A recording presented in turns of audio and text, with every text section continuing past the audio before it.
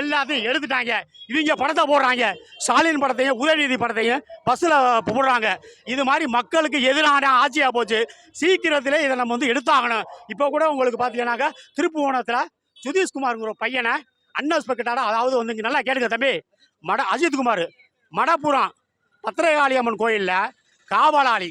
அவர் வந்து அதாவது நிரந்தர காவலாளி இல்லை, பகுதி நேர காவலாளி, மாதம் 6000 ரூபா சம்பளம்.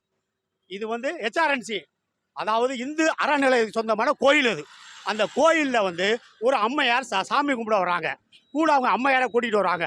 அம்மையார் பிசிக்கல் ஹேண்டிகேப்டு, அவங்கள டெச்சரில் தான் கூட்டிகிட்டு கோயிலுக்குள்ளே சாமி கும்பிட கொண்டு போனோம். இதை கூட்டிகிட்டு போனோன்னா 100 ரூபாயா 200 ரூபாய் காசு கேட்குறாங்க.